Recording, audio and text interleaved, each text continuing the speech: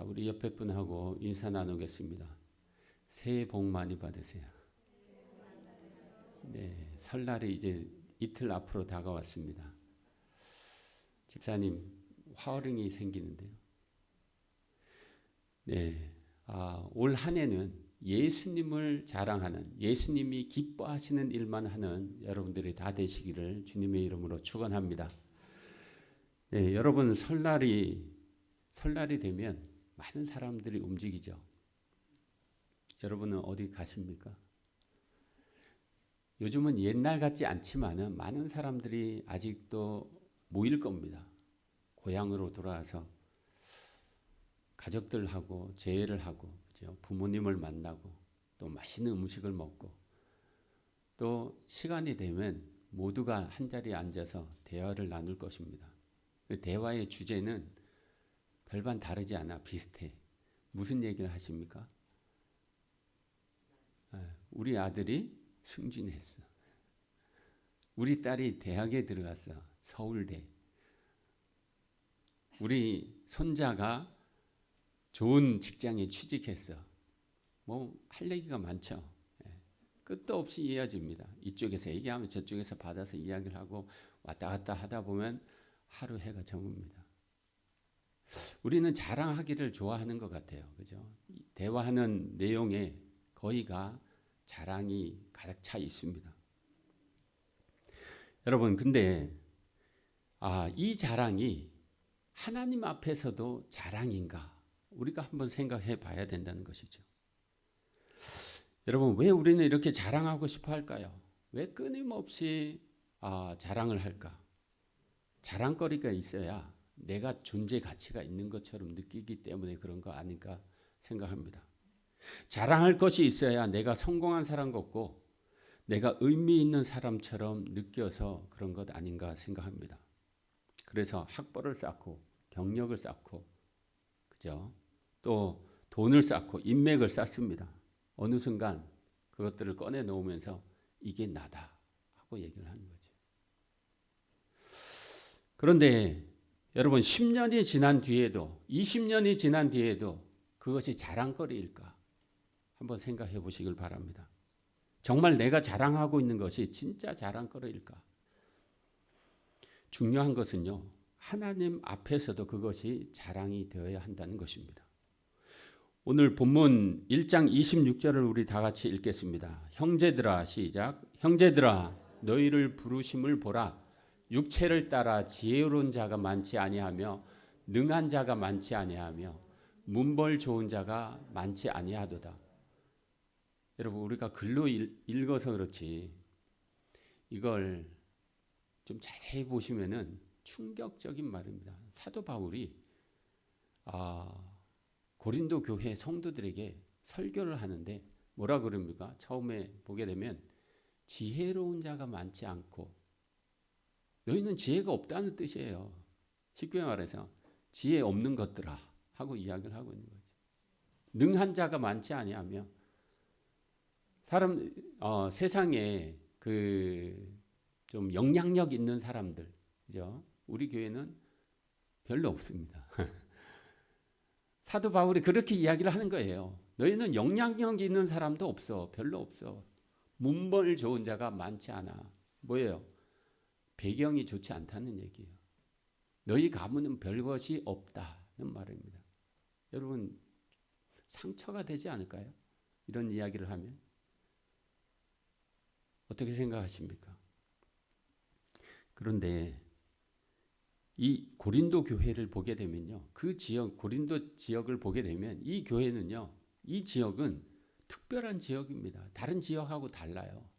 상권이 발달한 도시입니다. 그리고 철학이 발달한 도시예요. 사람들이 지혜를 추구하는 도시였습니다. 지식을 추구하는 도시였어요. 많은 것들을 무조건 받아들이는 거예요. 머리가 커진 그런 동네라는 말이죠. 똑똑한 사람들이 많은 도시였습니다. 그런 곳에서 사도 바울이 이야기를 하는 거예요. 세상 기준으로 보니까 너희는 잘난 사람이 하나도 없어. 다 못난 사람들 뿐이라는 거죠. 이 말을 들은 고린도 교회 교인들이 무슨 생각을 했을까? 아니 어떻게 목사님이 강단에서 저렇게 이야기를 할 수 있나. 사도 바울이 바울 목사님이 좀 이상해지신 것 같아. 우리를 혹시 무시하나. 그런 이야기를 나누지 않았을까. 여러분 오늘 말씀에 보니까 형제들아 라고 말을 하고 있습니다. 형제에게 어떻게 그렇게 이야기를 합니까? 그런데 그 뒷말을 보게 되면 신랄하게 비판하고 있는 겁니다. 27절, 28절을 보게 되면 이렇게 이야기를 합니다. 너희는 미련하다. 너희는 약하다. 너희는 세상에 천한 것들이다. 멸시받는 것들이다. 이렇게 이야기를 합니다. 충격이지 않습니까? 어떤 사람은 뒷목을 잡고 쓰러졌을지도 모릅니다. 어떤 사람은 분노했을지도 모릅니다. 어떤 사람은 실망하고 어떤 사람은 마음의 상처 때문에 눈물을 흘렸을지도 모릅니다. 도대체 우리가 아는 바울 선생님이 맞나? 바울이 왜 이런 말을 했을까요? 여러분 우리가 바울을 잘 알지 않습니까? 사도 바울의 설교를 우리가 엄청 많이 들었습니다. 너무 잘 알아. 바울은요 성도들을 지극히 사랑했습니다. 자기 목숨처럼 여겼습니다. 그런 분이 어떻게 이런 말을 할 수 있을까? 이유가 있다는 것이죠. 바울은 교회를 깎아내리거나 성도들을 무시해서 한 말이 아니라는 말입니다. 바울은 성도들에게 메스를 갖다 대는 거예요. 뭔가를 도려내려고 하는 거죠. 그것이 뭐냐면 교회의 잘못된 것들, 교만들, 헛된 자랑들, 그것을 도려내고자 하시는 겁니다. 그걸 도려내고 하나님 앞에 올바로 서게 하기 위해서 이렇게 메스를 집어든 것입니다. 바울은 고린도 교회가 무엇을 자랑해야 하는지 잊었다는 사실을 지적하고 있는 것입니다. 고린도 교인들은요 세상 기준으로 비교를 했습니다. 은사와 능력과 학문과 배경으로 자랑하며 서로 싸웠습니다. 그 결과 교회는 시끄러워졌고 분쟁이 끊이지 않았습니다. 여러분 우리도 스스로에게 이렇게 물어야 합니다. 나는 지금 무엇을 자랑하며 살고 있는가? 나는 누구 앞에서 자랑하며 살고 있는가? 물어야 합니다. 그리고 그 자랑이 하나님 앞에서도 자랑이 되는가 생각해 봐야 합니다. 바울의 메시지는요 지금 이 시대에도 여전히 유효합니다. 우리 안에 쌓인 자랑, 세상 기준의 성공, 그 모든 것들이 하나님 앞에서는요 아무것도 아니라는 것입니다. 겉으로는 은혜처럼 들리지만 현실적으로는 바울은 우리의 마음을 흔들고 있습니다. 그 직설적인 메시지 속에서 우리는 자신을 돌아보고 진정한 자랑의 기준을 다시 세우는 기회로 삼아야 할 것입니다. 제가 필리핀에서 사역을 하면서 한 7, 8년 전이었습니다. 등에 요만한 사마귀 같은 것이 났어요. 별로 대수롭지 않게 여겼습니다. 근데 얼마 전에 교회 이사도 하고 또 집 이사도 하고 너무 피곤했나 봐요. 몸이 힘드니까 이게 부풀어 오르는 겁니다. 그래가지고 현기증이 나고 막 쓰러질 것 같은 거예요. 토하기도 하고 그래서 참다 못해서 병원을 갔습니다. 병원 의사가 하는 얘기가 왜 이렇게 될 때까지 병원을 오지 않았습니까? 하고 이야기를 하는 거예요. 그래서 메스로 째고 다 파냈습니다. 구멍이 이만큼 뚫렸습니다. 의사가 놀라는 거예요. 조금만 더 늦게 왔으면 큰일 날 뻔했대요. 뼈에까지 침투했다는 겁니다. 왜 이렇게 될 동안 병원을 찾지 않았는가? 여러분 이게 책망입니까? 그 뒤에 말이 제 귀에 들리는 거예요. 이 미련한 놈아. 여러분 이 의사의 말은요 비난이 아닙니다. 책망이 아니에요. 뭐예요? 진단입니다. 나를 살리기 위한, 저를 살리기 위한 진단이다는 말씀입니다. 여러분 오늘 사도 바울도 그렇게 진단을 하고 있는 것입니다. 고린도 교회는요 병이 들렸습니다. 무슨 병입니까? 교만의 병이 들렸습니다. 본문 29절에 보니까 이렇게 기록되어 있습니다. 이는 아무 육체도 하나님 앞에서 자랑하지 못하게 하려 하심이라. 고린도 교회는요, 하나님 앞에서 자랑하고 있었습니다. 나는 바울에게 속했다. 나는 아볼로에게 속했다. 나는 게바에게 속했다. 베드로에게 속했다. 사도 바울은요, 언변이 능하지 못한 사람이었습니다. 그래서 비교를 하는 거예요. 아볼로가 말을 더 잘해. 아니야, 게바는 베드로는 더 영적이야. 그렇게 서로 비교하고 자랑하면서 지낸 거예요.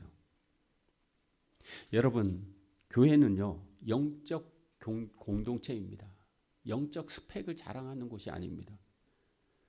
영적 스펙은요, 세상에서 통할지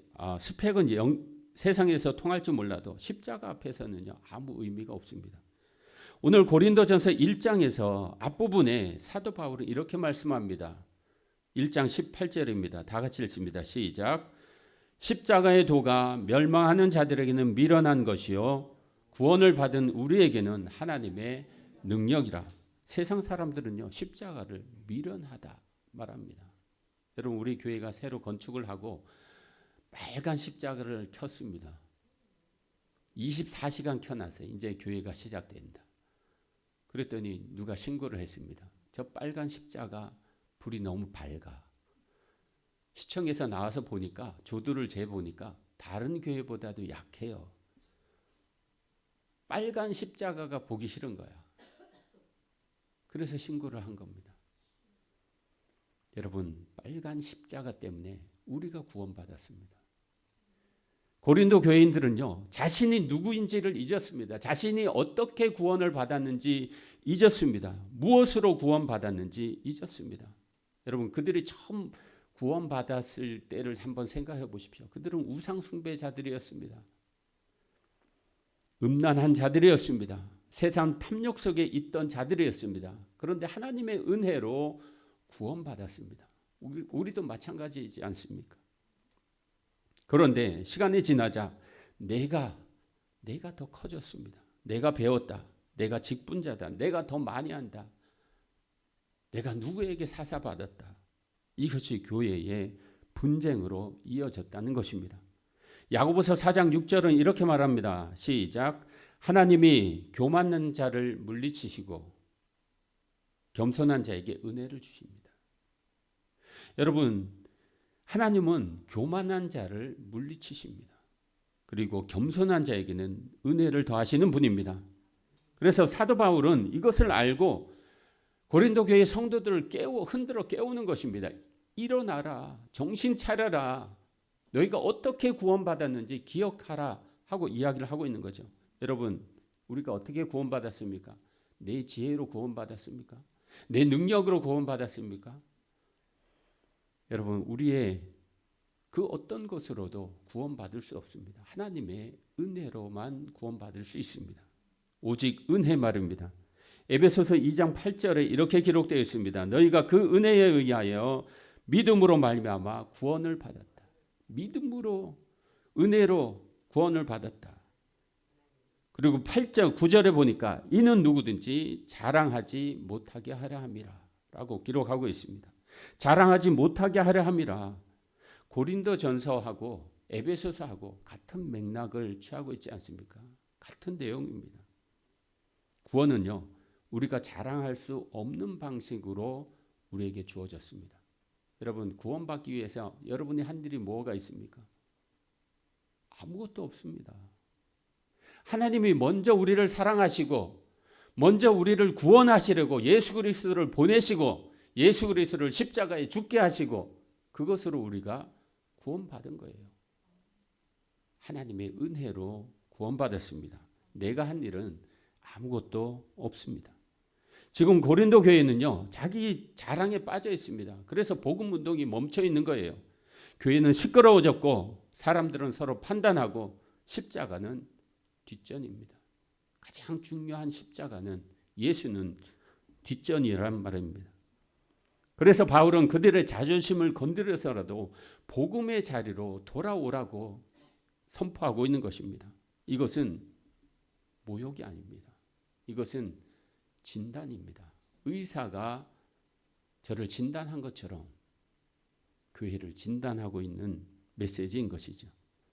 너희는 원래 자랑할 것이 없는 자들이다.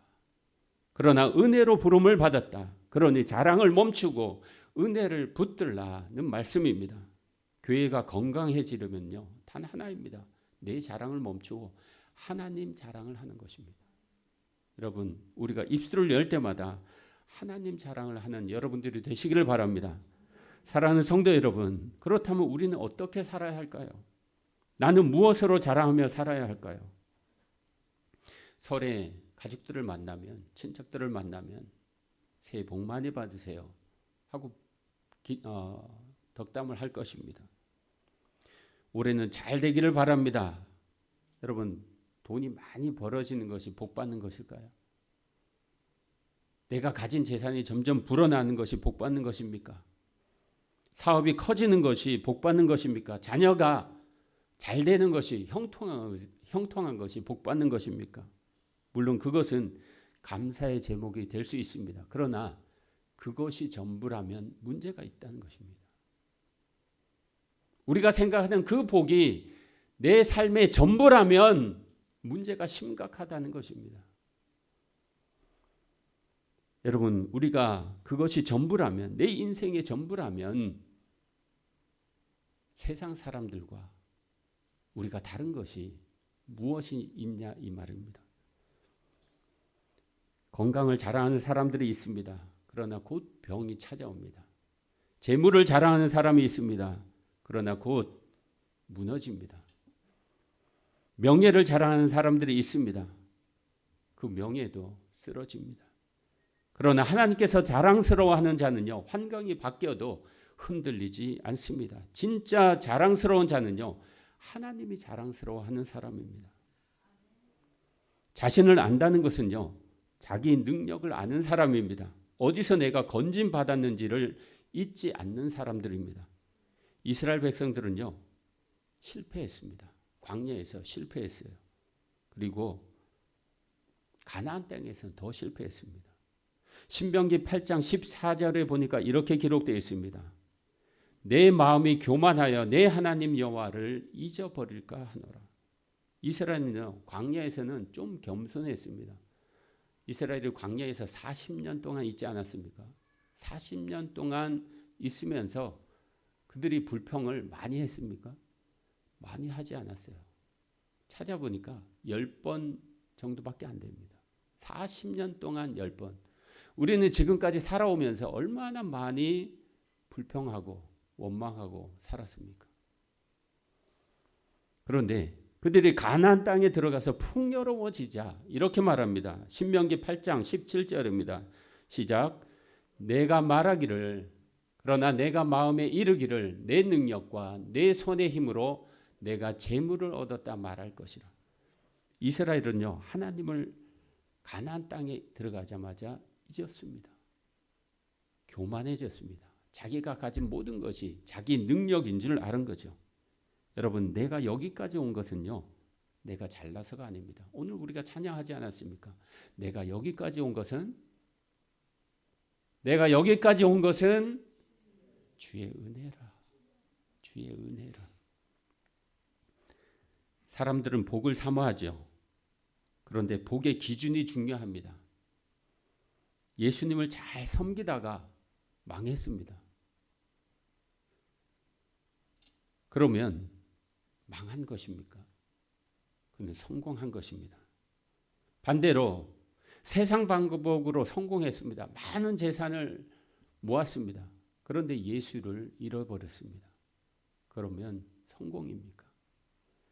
여호수아 1장 8절은 이렇게 말합니다. 이 율법책을 내 입에서 떠나지 말게 하며 그리하면 내 길이 평탄하게 될 것이다.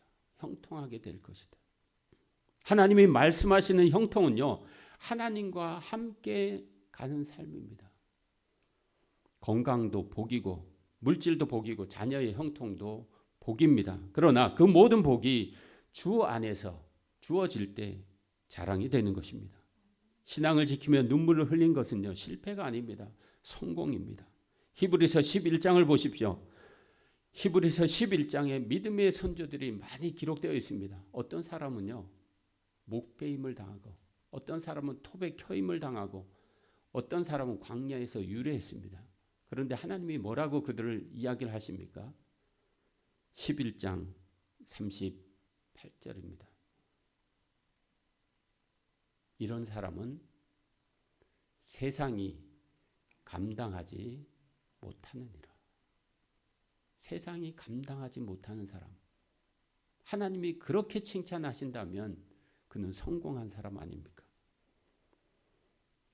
고린도 교회는요, 고린도 교회의 문제는요, 복이 없어서가 아닙니다. 그들은 은혜가 충만했습니다. 은사가 충만했습니다. 방언도 있었습니다. 말도 잘했고 지식도 있었습니다. 그 모든 은사를 교회를 위해서 쓰지 않았다는 것입니다. 자기 자랑을 썼다는 것입니다. 교회는 시끄러워지고 분쟁은 멈추지 않았습니다. 사랑하는 성도 여러분, 복은요, 흘러가야 자랑인 것입니다. 물이 고이면 썩는 것처럼 은혜도 고이면 교만이 됩니다. 하나님이 주신 건강으로 교회를 섬기는 여러분들이 되시기를 바랍니다. 하나님이 주시는 물질로 복음을 전하는 우리가 되기를 바랍니다. 하나님이 주신 재능으로 영혼을 살리는 우리가 되기를 원합니다. 그때 하나님이 말씀하실 것입니다. 네가 나의 자랑이다. 네가 나의 자랑이다. 예수님의 몸된 교회를 살리는 자, 복음 운동을 일으키는 자, 영혼을 품고 기도하는 자, 그가 예수님의 영원한 자랑거리가 될 것입니다. 사랑하는 성도 여러분, 어떻게 하면 하나님이 나를 자랑스러워 하실까? 이 고민으로 한 주간을 산 여러분들이 다 되시기를 바랍니다. 자랑은 방향이 있습니다. 하나님을 향하면 교만이 되지만, 세상을 향하면 교만이 되지만, 하나님을 향하면 영광이 됩니다. 하나님께서 여러분을 보시며 미소 지으시는, 그리고 자랑스러워 하시는 복된 성도들이 다 되시기를 주님의 이름으로 축원합니다. 기도하겠습니다. 하나님 아버지, 오늘도 우리에게 귀한 말씀을 주시니 감사합니다. 우리가 잘해서 여기까지 온 것이 아니라 하나님의 은혜 때문임을 고백합니다. 십자가만 자랑하게 하여 주옵소서. 겸손한 마음으로 주님 앞에 나아가게 하여 주옵소서. 하나님이 기뻐하시는 말만 하게 하여 주옵소서. 하나님이 기뻐하시는 삶을 살게 하여 주옵소서. 이번 한 주간도 우리 삶을 통해 주님만 드러나기를 원하오며 예수님의 이름으로 기도하옵나이다. 아멘.